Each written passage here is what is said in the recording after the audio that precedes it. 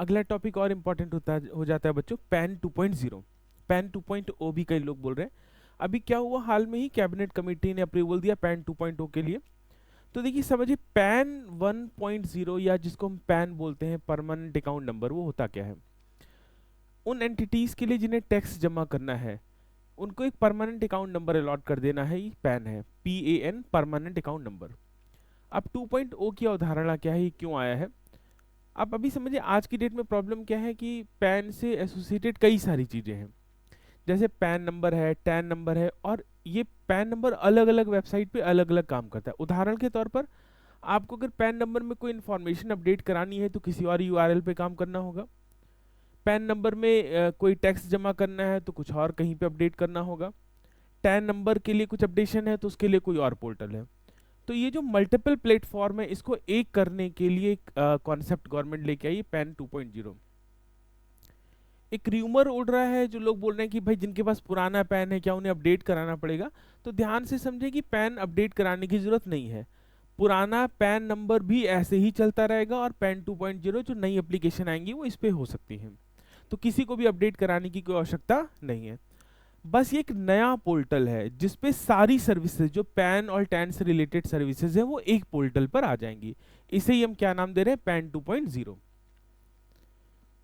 देखिए, इस पैन का परमानेंट अकाउंट नंबर का ओरिजिन जो है वो कब हुआ था, 1972 में। सबसे पहली बार पैन के कॉन्सेप्ट को कब हम लेके आए हैं, 1972। इसको और इम्प्रूव करने के लिए, टैक्स डायमेंशन को इम्प्रूव करने के लिए, टैक्स नेट को इम्प्रूव करने के लिए इसको 1995 में और इम्प्रूव किया गया। तो पहला क्वेश्चन पूछा जा सकता है कि कब आया है, तो आंसर क्या होगा, 1972 में। कब इम्प्रूव किया गया, 1995 में। ये दोनों क्वेश्चन प्रीलिम्स के अकॉर्डिंगली इंपॉर्टेंट। आखिर ये सारे काम, पैन से रिलेटेड काम, कौन सा डिपार्टमेंट या कौन सी मिनिस्ट्री कर रही है?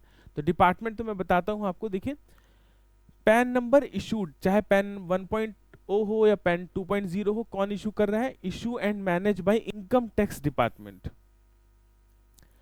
Under the central board of direct taxes, CBDT। तो याद रखें, पैन को मैनेज कौन करता है? तो क्या आंसर हो गया, CBDT, या इनकम टैक्स डिपार्टमेंट किसके अंतर्गत काम करता है, CBDT के अंतर्गत करता है। पैन किसके पास होता है? क्या केवल इंडिविजुअल्स के पास होता है जैसे हम आप, या कंपनियों के पास भी होता है?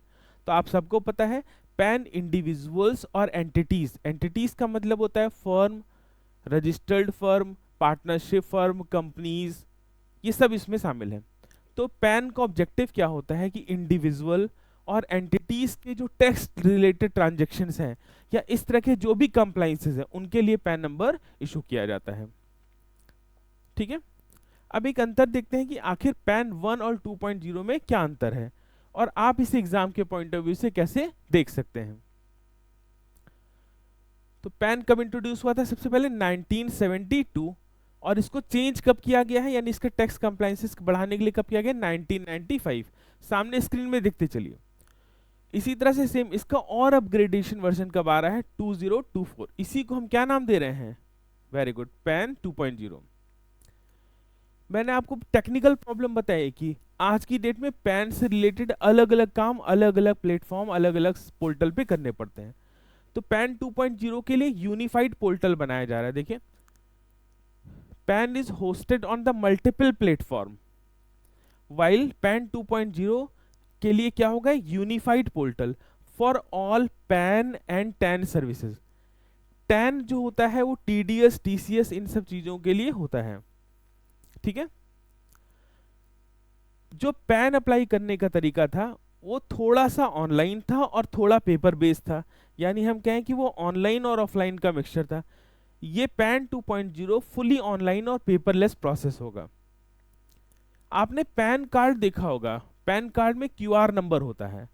2017 के बाद बनने वाले पैन कार्ड में QR नंबर आने लगा। अब जो नया पैन 2.0 आएगा, इसमें जो QR कोड होगा वो और ज्यादा इंफॉर्मेशन होल्ड करेगा, कुछ रियल टाइम इंफॉर्मेशन भी होल्ड करेगा। इस बारे में अभी सरकार ने क्लियरिटी बहुत ज्यादा नहीं दी है कि वो क्या क्या इंफॉर्मेशन होल्ड करेगा। ठीक बात है। आप ऐसे समझिए कि पहले जो अभी तक हमारे पास जो पैन होता था उसमें अगर कुछ करेक्शन कराना होता था उसके लिए कुछ आपको फी पे करनी पड़ती थी। पैन 2.0 में जो भी करेक्शन करना होगा वो एकदम फ्री होगा। उसके लिए आपको name, date of birth, address कुछ भी अपडेट करना है तो अपडेट कैसे होंगे? फ्री अपडेट होंगे। डेटा सिक्योरिटी के लिए कोई सेंट्रलाइज डेटा वॉल्ट नहीं था हमारे पास में पैन के लिए। इसको बहुत ध्यान में रखते हुए, इंटरनेशनल स्टैंडर्ड्स को, इंटरनेशनल टैक्स कंप्लायंसेस को ध्यान में रखते हुए अब जितना भी पैन का डेटा होगा उसके लिए एक अलग साइबर सिक्योरिटी सेल और वॉल्ट की क्रिएशन किया जाएगा। अभी आज की डेट में कोई कंपनी है, कोई प्राइवेट लिमिटेड कंपनी है, तो उसे पैन अलग अप्लाई करना पड़ता था, टैन अलग अप्लाई करना पड़ता था और सबको डील करने की कंप्लायंसेस अलग अलग होते थे। तो थोड़ी सी बिजनेस के लिहाज से भी टफ था। इस प्रॉब्लम को भी गवर्नमेंट ने दूर करने की कोशिश किया है। अब क्या किया है, इन दोनों के लिए यूनिफाइड बिजनेस सिस्टम क्रिएट करने की बात हो रही है। अगर कोई शिकायत है पैन से रिलेटेड या कुछ है तो पहले बड़ी लिमिटेड होती थी, अब इसको थोड़ा स्ट्रीमलाइन किया जा रहा है और इस पर भी काम किया जा रहा है। और जो सबसे महत्वपूर्ण विषय जो है कि क्या पुराना पैन वैलिड रहेगा कि नहीं रहेगा, तो याद रखें जो पुराना पैन कार्ड है जो आपका जब का भी 1980 का है, 90 का है, 2000 का है, वो वैलिड रहेगा। आपको पैन चेंज कराने की जरूरत नहीं है। ठीक बात है। अगर कोई अपग्रेड कराना चाहता है तो करा सकता है, बट पैन नंबर में कोई चेंज नहीं आएगा। राइट। तो पैन 2.0 क्या है समझ गए आप। आप मुझे बताइएगा टैन नंबर का फुल फॉर्म क्या होता है और पैन नंबर कितने डिजिट का होता है। राइट।